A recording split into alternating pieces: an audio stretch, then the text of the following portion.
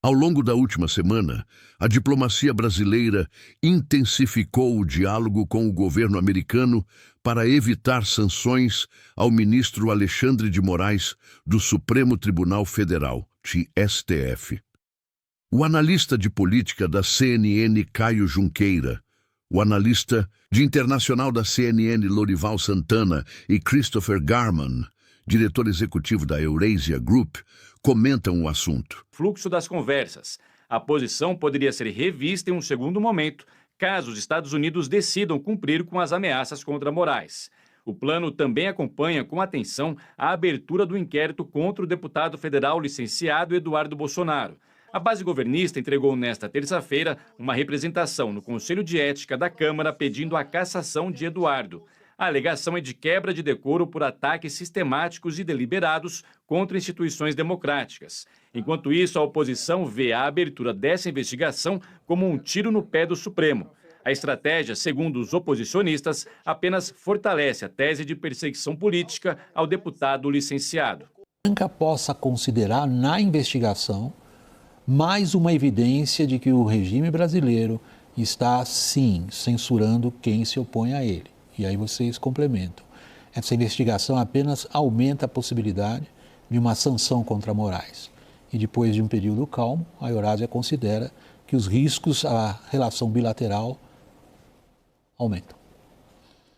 Sim, olha, eu acho que 2 pontos também para chamar a atenção. A gente viveu um período razoavelmente calmo na relação bilateral entre os Estados Unidos e o Brasil. Nós mesmo na Eurasia, quando estava avaliando as repercussões do governo Trump para essa relação bilateral, estávamos muito preocupados no início do ano. Não só por causa das investigações contra o ex-presidente, regulação o julgamento do Supremo Tribunal Federal sobre a regulação das redes, que é um tema sensível para o entorno do Trump, e também a relação Brasil com China.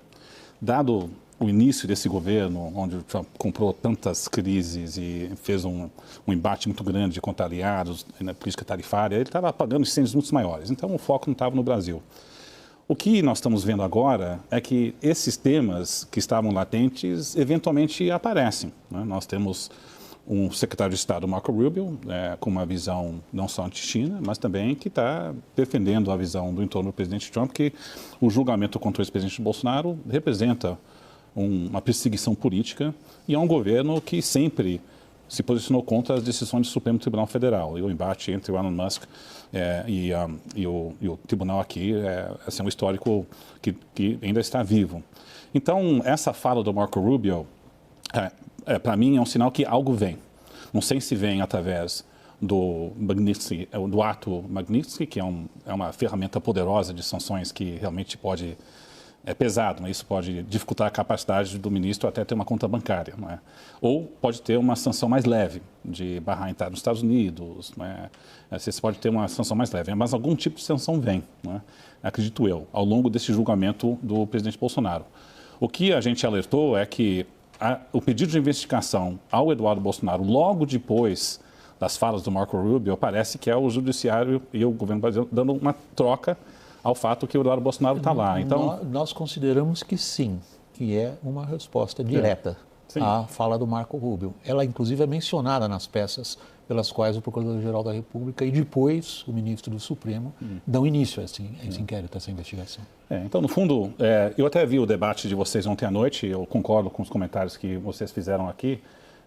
A postura do Itamaraty do governo Lula é uma de não reagir publicamente, mas houve uma resposta de pedido de investigação contra o deputado Eduardo Bolsonaro. Então, sim, uma resposta institucional, que dá voz à tese que talvez que aumenta o argumento dentro da Casa Branca, que é perseguição política. Então, acho que o efeito não intencional foi de aumentar essa possibilidade de alguma sanção que vem. Talvez não venha nesse curto prazo, é difícil antecipar, mas algum tipo de sanção acho provável que venha. Eu acho que a gente está caminhando para uma situação bastante arriscada, dados os personagens envolvidos, né? De um lado, o Alexandre de Moraes, mais uma vez, agiu de forma a reafirmar a autoridade dele, de forma desafiadora, né? Dobrando a aposta, acatando esse pedido da Procuradoria-Geral da República, né? De investigação do Eduardo Bolsonaro. De outro lado, o Marco Rubio é é um político que demonstrou ter uma afinidade com o Jair Bolsonaro, com o grupo do Bolsonaro. O presidente Lula costuma ter reações bastante abrasivas quando se trata de questões que ele relaciona com soberania, e o Trump também, né? Então, assim, se isso escala, se isso se manifesta, se fica exposto, eu acho que a gente pode estragar um trabalho que vinha sendo feito pelo vice-presidente Geraldo Alckmin, ministro do Desenvolvimento e do Comércio, que, de acordo com a minha apuração, estava com uma ótima construção com o USTR, né, o representante do comércio, Jameson Greer, e com o secretário de Comércio, Howard Lutnick. E isso pode se pôr a perder. E o Trump, ele usa as tarifas como uma arma, né, política também. Usa como uma arma comercial, mas usa também como uma arma política. E se isso se caminhar para esse lado, pode haver um grande prejuízo para o Brasil. O que a gente está sabendo nos bastidores, cara? Bom, William, do Itamaraty, o que eles garantem é que há uma conversa, iniciou-se de fato uma conversa de alto nível entre a Embaixada do Brasil em Washington e o Departamento de Estado. Insistir pelos nomes, né? Porque senão fica como que quase uma propaganda. Quem são, né? Como que uma embaixada pode ter uma conversa de alto nível, né? Sem nenhum menosprezo. Um chefe de departamento, mas está bem abaixo ainda do... Mas esse é o relato que eu tive hoje. Tem um outro dado interessante que eu achei... Bom, só para você completar o raciocínio, peço desculpas por te interromper.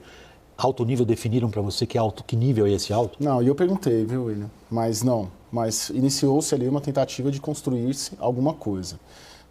Do lado, vamos dizer assim, das sanções, né, o que eu consegui levantar hoje, que eu achei interessante, é de que há uma visão de que o Supremo Tribunal Federal de que os Estados Unidos sancionaria em razão de uma perseguição política contra o Bolsonaro. Mas o que me relataram é que não é especificamente isso, que a reação e as sanções da lei Magnitsky, ela seria muito em razão das decisões do Alexandre de Moraes contra as Big Techs, entrando na jurisdição dos Estados Unidos, obrigando as empresas americanas e cidadãos americanos e pessoas jurídicas americanas a prestarem informações... Que foi o que aconteceu com a Rússia. Exatamente. É aí que é a chave.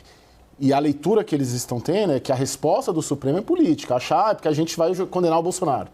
Não se trata disso. Se tratam das ordens do ministro Alexandre de Moraes contra empresas dentro do território americano. Sem falar da Rumble, sem falar enfim, Facebook, Meta, seria meio que por aí. Agora está um compasso de espera, né? Hoje eu ouvi algumas pessoas dizendo que seria no curto prazo até, Cristian, assim, essas sanções, mas eles dão de fato como certo mesmo. O que também é importante chamar a atenção que hoje no governo Trump tem duas figuras que têm mais poder decisório.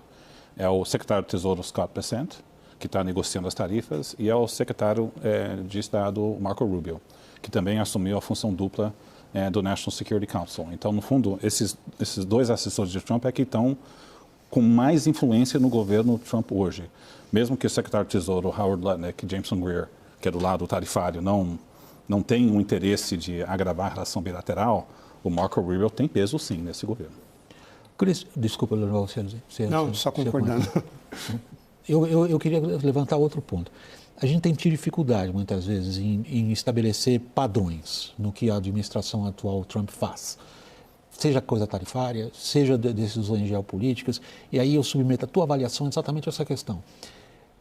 Há um padrão em torno do qual a gente pode prever coisas, como estamos tentando fazer aqui, em relação a isso?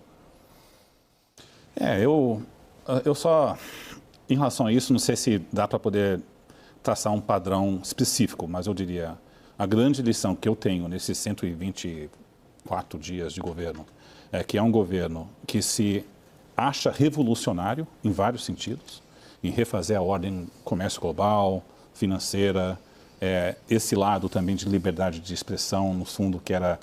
Isso assim, é altamente ideológico. Ideológico, que são forças progressistas que estão coibindo a expressão de liberdade individual. Isso não é só no Brasil, mas dentro dos Estados Unidos. Então, é uma visão de mundo, não é, que eles se veem revolucionários defendendo a classe trabalhadora de um lado e contra essas forças, não é, antidemocráticas progressistas do outro.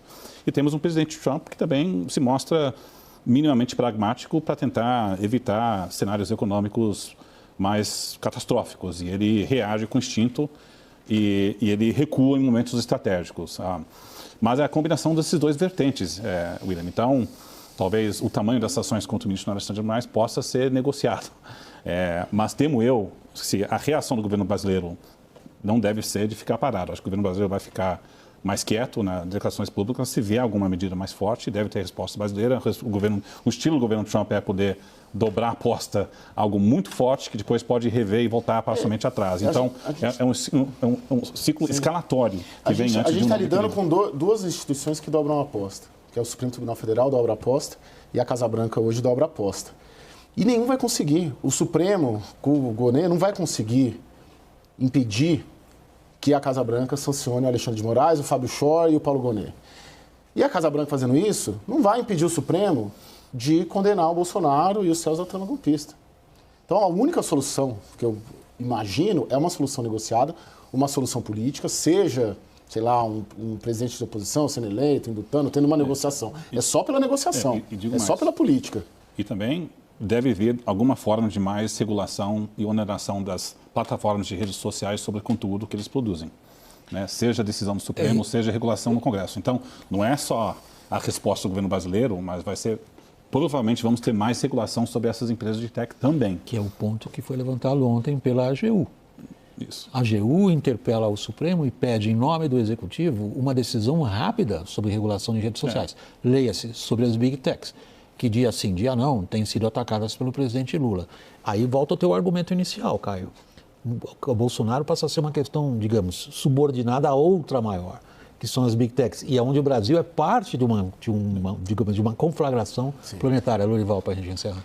E aí tem os impostos também, né? Essa é uma das questões que estão travando as negociações entre Estados Unidos e União Europeia, que é a adoção de um imposto de 15% para as Big Techs e todas as empresas que não pagam esse imposto, até esse valor, essa alíquota no seu país de origem, no caso dos Estados Unidos.